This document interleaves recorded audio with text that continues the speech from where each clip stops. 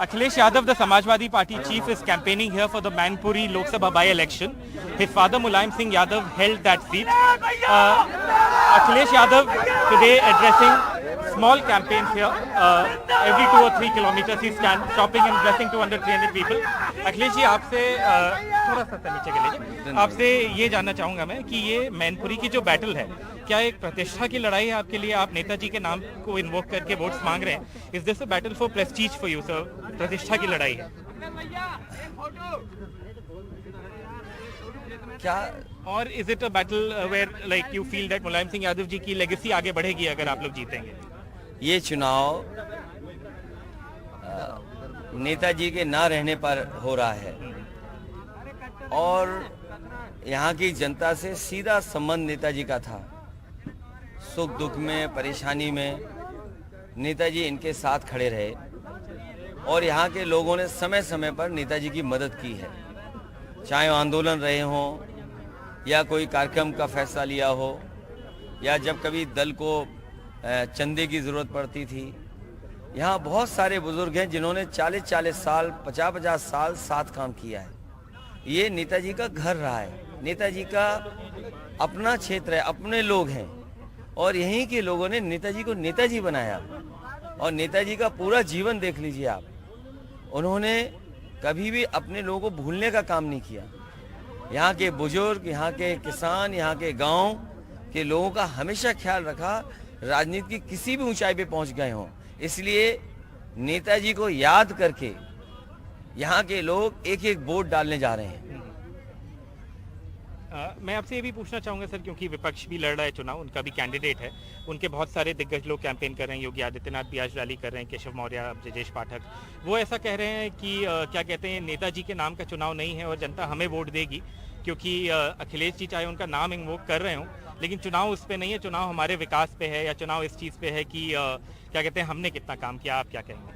देखिए, अगर आपको एनालाइज करना है, अगर आपको बीजेपी के बारे में जानना है तो आपको अपने मन में और दिमाग में ये रखना पड़ेगा कि भारतीय जनता पार्टी से बड़ा झूठ कोई नहीं बोलता. भारतीय जनता पार्टी झूठ बोलने वालों का दल है. और जहाँ तक मैनपुरी का सवाल है, हम किसी ऐसे सवाल का जवाब नहीं देना चाहते जिसका कोई संबंध न हो चुनाव से. सरकार जरूर है उनकी. यहाँ जो लोग हैं, अगर समाजवादी पार्टी के लोग हैं तो सीडीओ फोन क्यों कर रहे हैं, अधिकारी फोन क्यों कर रहे हैं?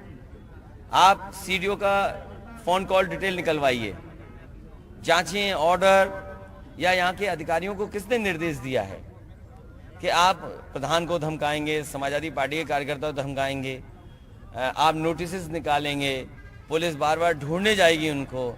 ये कौन करवा रहा है?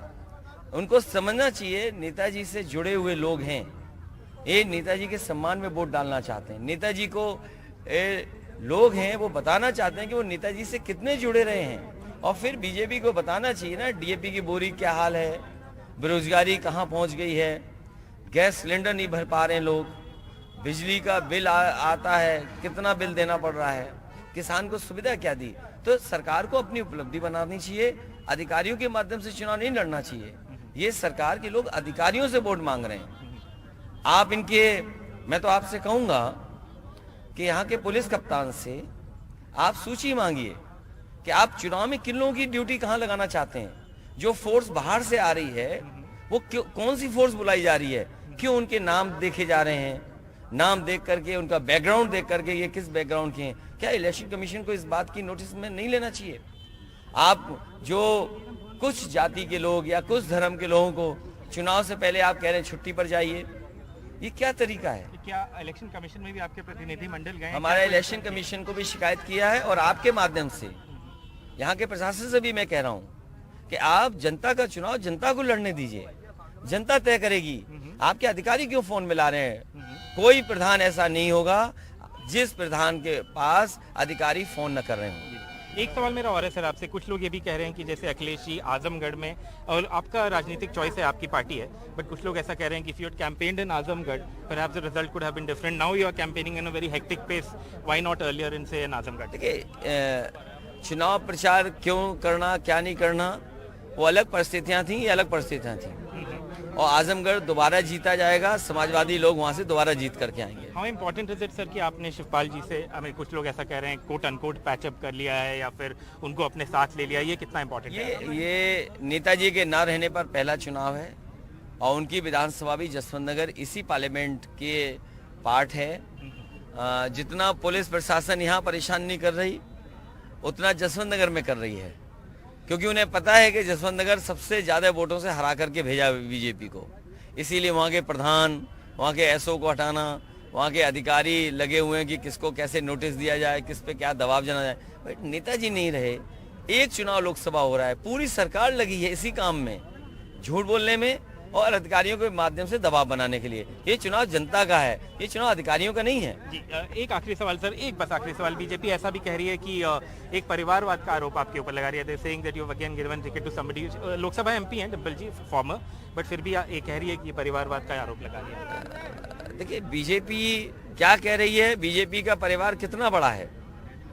जो मुख्यमंत्री जी हैं आज, अगर इनके मामा उस स्थान पे नहीं होते तो आज मुख्यमंत्री नहीं होते। बीजेपी में कितने लोग हैं जो अपने परिवार के लोग हैं? क्या आपने सवाल कभी उठाया बीजेपी के जो बड़े बड़े नेता हैं उनके परिवार के सदस्यों के बारे में कभी प्रचार हुआ है? क्या उनके दल में कितने परिवार के लोग चुनाव लड़ रहे हैं, कितने लोगों को टिकट मिलती है, कौन किस स्थान पर है, बड़ी बड़ी संस्थाओं पर है? तो बीजेपी कम से कम अपने परिवार के बारे में बड़ा बताए। Thank you so much.